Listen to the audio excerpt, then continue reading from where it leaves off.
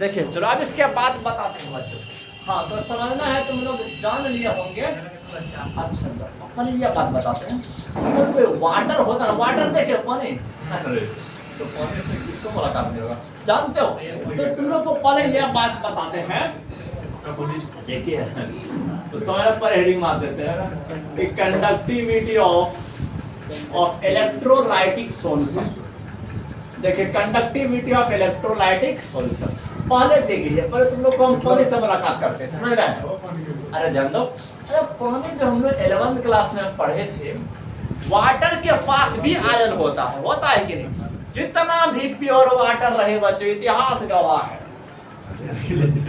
जब वाटर जानते हो, वाटर किससे मिलकर बना हुआ है?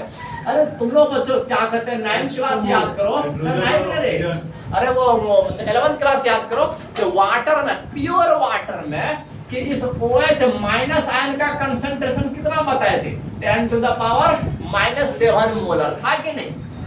इसी तरह pH मान निकालते थे, pH मान 7 रे। अरे इस H प्लस आयन का कंसंट्रेशन 10⁻⁻7 मोलर था। दोनों सेम ही था, समझ रहे हैं? वाटर जितना भी प्योर रहे बच्चों, याद रखना है, वाटर जितना भी प्योर रहे फिर भी इसका कंडक्टिविटी जो होगा, ना अप्रॉक्स 3.5 × 10⁻⁻5 साइमन पर मीटर होगा बच्चों, इतना होगा, याद रखना है। बहुत कम कंडक्टिविटी, इसीलिए कभी यह नहीं सोचना सर मेरा पानी एकदम प्योर है, इसमें करंट लगेगा ही नहीं, ऐसा बात नहीं है बच्चों, इफेक्ट लगेगा। हाँ तो हमेशा याद है, पानी में क्या डालेंगे जिससे करंट नहीं लगेगा?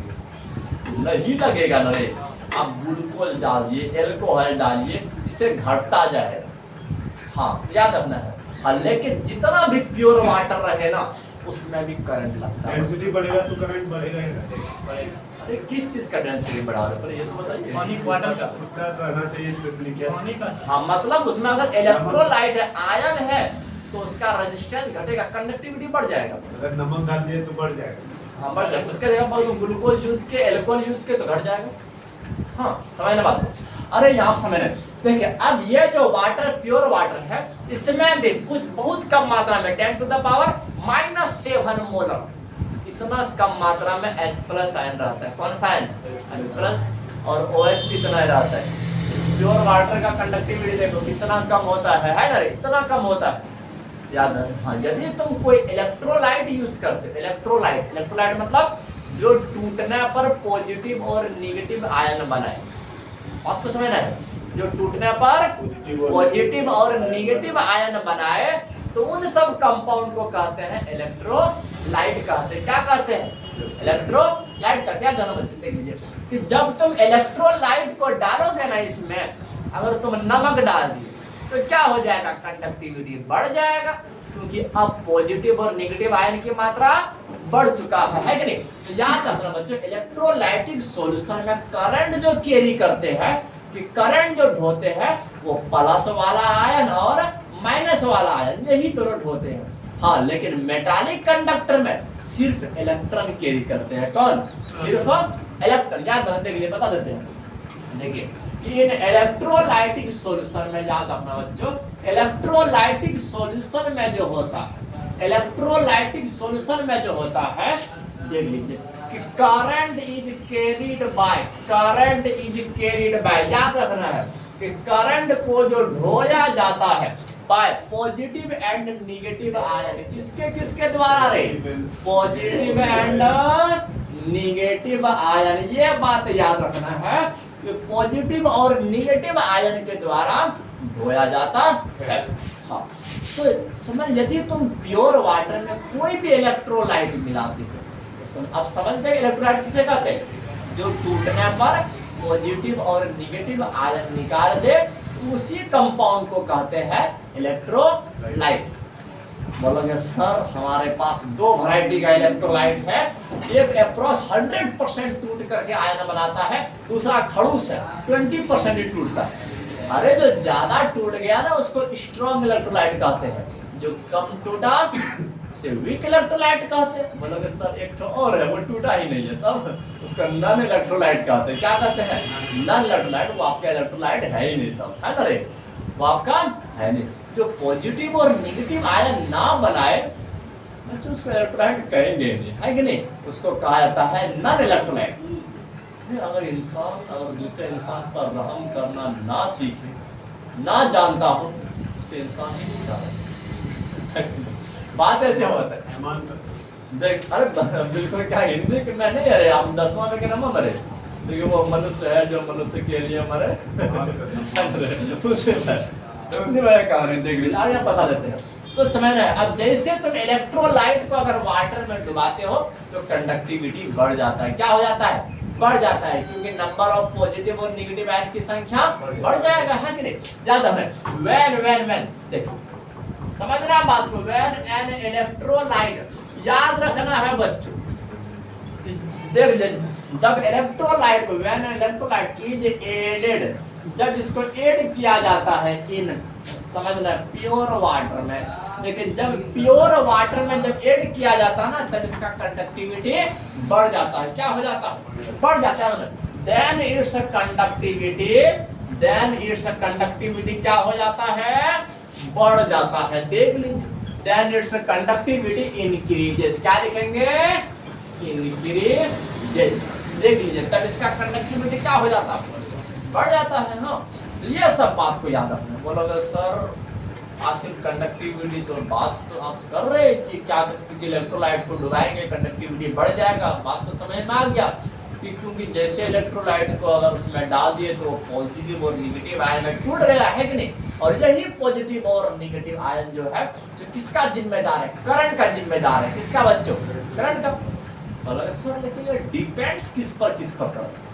इसमें तो आप बता दिया फटाक से, स्ट्रक्चर पे डिपेंड करता है, नेचर पे डिपेंड करता है, नंबर ऑफ वायलेंस इलेक्ट्रॉन पे डिपेंड करता है, इसके बाद क्या बताए थे तो वो टेम्परेचर पे डिपेंड करता है। लेकिन इसमें किस पर? ये इलेक्ट्रोलाइटिक सॉल्यूशन का जो कंडक्टिविटी है ये किस पर डिपेंड करता है? समझना बात को, देख लीजिए अभी बताते हैं, टेंशन नहीं, हम है तो देख लीजिए। अब डिपेंडेंस ऑफ, समझना बात को,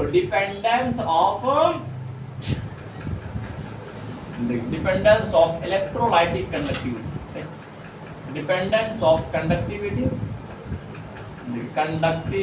इन इलेक्ट्रोलाइटिक सॉल्यूशन। अब यहां समझना है भाई साहब, इलेक्ट्रोलाइटिक सॉल्यूशन में कंडक्टिविटी किस पर डिपेंड करता है? तो समझ देंगे हम, एक एक करके सारी बात बताते हैं, हर बात बहुत अच्छी। सबसे पहला वाला बात, हम जो इलेक्ट्रोलाइट को डाल रहे हैं उसके नेचर पे डिपेंड करता है। वो स्ट्रॉन्ग इलेक्ट्रोलाइट है या वीक इलेक्ट्रोलाइट है कि नहीं? अगर स्ट्रॉन्ग रहेगा कंडक्टिविटी बढ़ाएगा, ढेर बढ़ाएगा, और वीक रहेगा कम बढ़ाएगा, है कि नहीं? याद रखना है। पहला वाला बात, नेचर ऑफ इलेक्ट्रोलाइट एडेड, याद रखना है। नेचर ऑफ इलेक्ट्रोलाइट एडेड मतलब कि इलेक्ट्रोलाइट जिसको तुम ऐड कर रहे हो उसके नेचर पे, वो स्ट्रॉन्ग इलेक्ट्रोलाइट है, ढेर टूटने वाला है या कम टूटने वाला है कि नहीं? बात समझ में आ रहा है? बगला तो नहीं बोल रहे हैं, देख लीजिए। नेचर ऑफ इलेक्ट्रोलाइट एडेड, याद रखना है, हम जो इलेक्ट्रोलाइट को ऐड किए हैं वाटर में उसके नेचर, स्ट्रॉन्ग इलेक्ट्रोलाइट है या वीक है, तो सही है कि नहीं?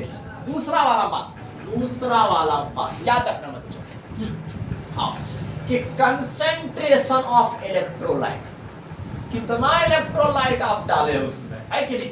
मतलब और ढेर डालेंगे तो आयरन ढेर जाएगा, कम डालेंगे तो कम जाएगा, है कि नहीं?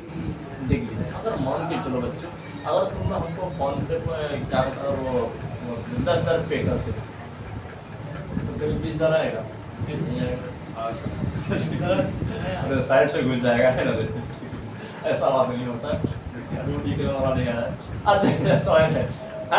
तो बताते हैं जितना तुम ज्यादा डालोगे इलेक्ट्रोलाइट उतना आयरन की मात्रा ज्यादा होगा, जितना कम डालो उतना कम होगा। मतलब इलेक्ट्रोलाइट जो डाल रहे हो उसके भी कंसेंट्रेशन पर डिपेंड है कि नहीं? तो यहाँ पर समझना, देख लीजिए कि कंसेंट्रेशन ऑफ